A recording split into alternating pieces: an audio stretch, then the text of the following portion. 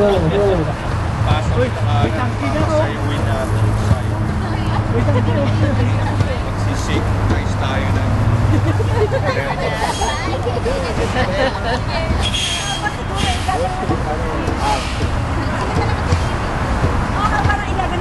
Okay, say everyone faces me. Mga Konto Coordinator, ang bayan po ay isang alyansa ng iba't ibang organisasyon na kumakatawan sa mga kababaihan, estudyante, manggagawa, migrante at iba pa. Ngayong araw, Setyembre 21, ay ang ika-53 taon ng anibersaryo ng martial law, kung saan nakaranas ng represyon ang ating bansa sa ilalim ni Marcos Sr., kung saan ang masa ay tinanggalan ng boses na magsalita laban sa administrasyon, kung saan ang ating mga kababayan ay hinaras, tinorture at pinatay. Makikita po natin na walang pinag-iba ang administrasyon mula kay Marcos Sr. hanggang kay Junior. Dahil bukod sa paggunita at pag-alala sa mga biktima ng martial law noong panahon ni Sr., ay nandito rin tayo, matatag na naninindigan at lumalaban laban sa korupsyon, laban sa katiwalian, laban sa pananamantala ng mga opisyales ng Pilipinas sa pamumuno ni Marcos Jr.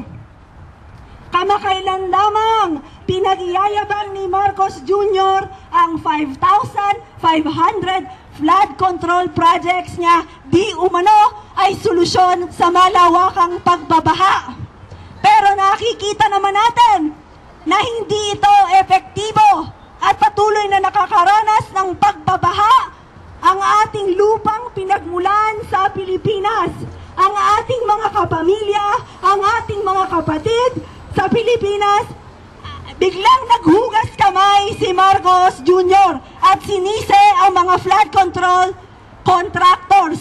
Inilalayo niya ang kanyang sarili sa mga ganitong usapin, ngunit alam naman natin na sangkot ang Pangulo dahil siya ang pumipirma, siya ang nagpapasa ng mga budget.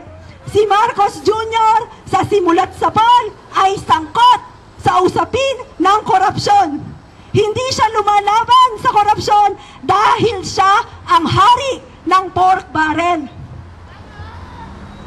Simula nung maupo siya, trilyong-trilyong piso ang inilaan sa pork para bilhin ang katapatan ng kanyang mga kaalyado at patahimikin ang mga kritiko.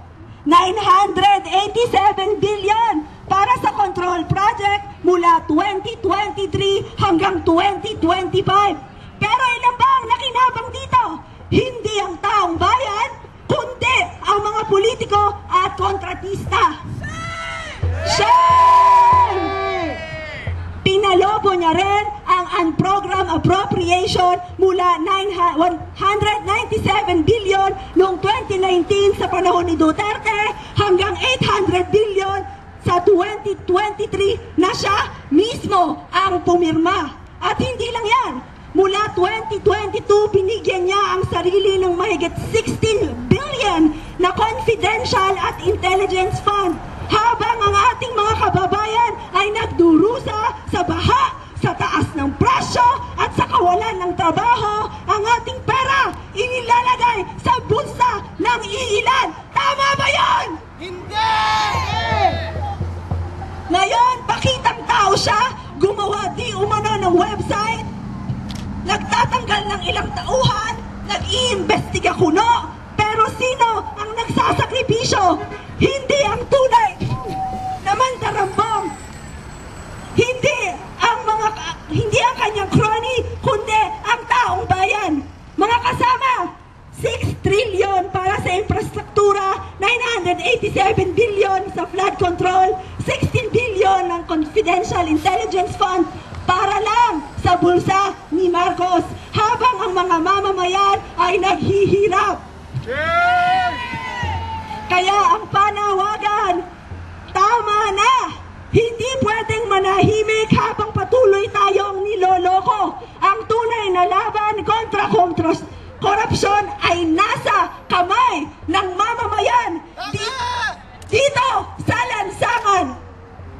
Si Rodrigo Duterte ay patuloy na dapat managot sa mga kasalanan na kanyang ginawa sa isyu ng kanyang panahon.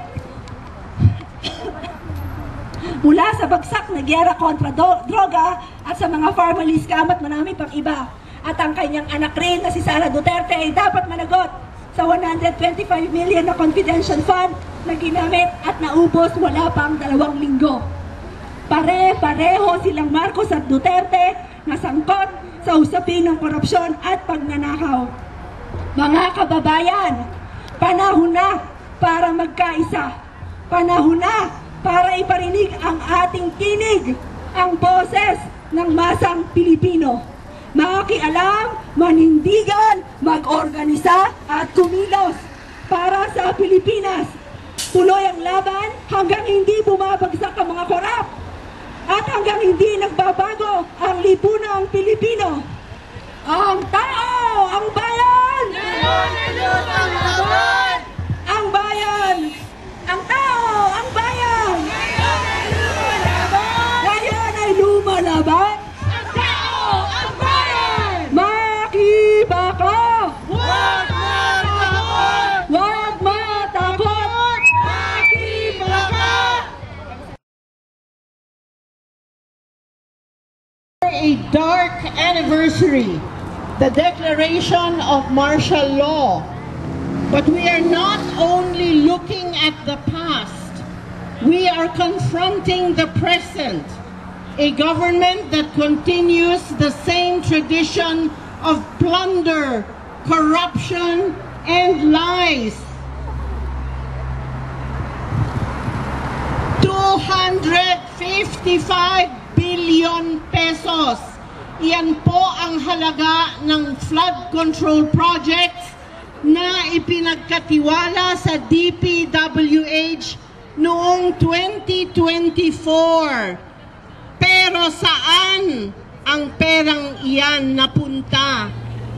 Ang mga proyekto sa halip na magligtas ay nagdulot pa ng higit na sakuna.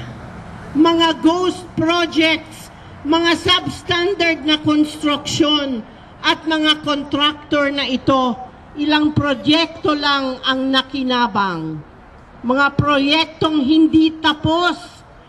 20% lang ng mga kontrata hawak ng 15 na kumpanya. Saan ang iba? Sa bulsa ng mga tiwaling opisyal at politiko. Sino po ang mga may sala? Mga kongresista, mga senador, mga district engineers, mga kontraktor na may koneksyon sa mga nasa kapangyarihan. Isang network na kasinungalingan at panlilinlang. At sino po ang nagdurusa? Ang mga kababayan nating lumulubog sa baha, nawawalan ng ari-arian, at minsan ay nawawalan ng buhay.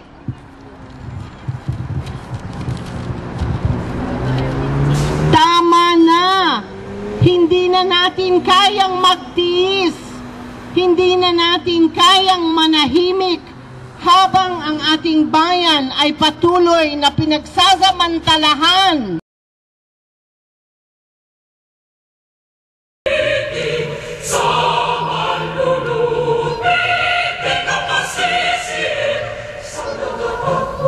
Sa simoy at sa langit ng mata, ay nilagang mo na kami sa paglayang minamahal. Ang isang ng watang at mo'y tagumpay na nagdidingin. Ang bituin na taraw niya kailan pa may di magdidingin. Lupa ng araw ng walang pagsinta, buhay ay langit sa piling mo. Ang bibigaya naman ay makapit ang mamatay hanggang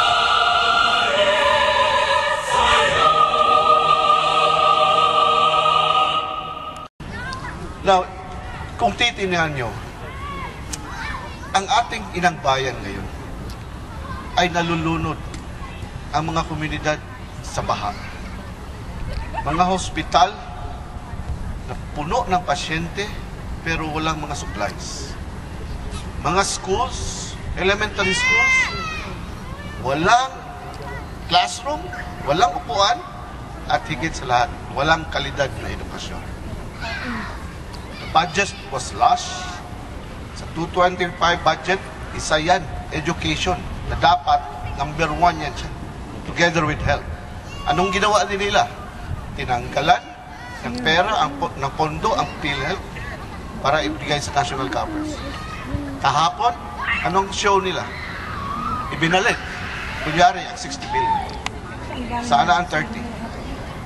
Tapos, they have the gall to say, binalik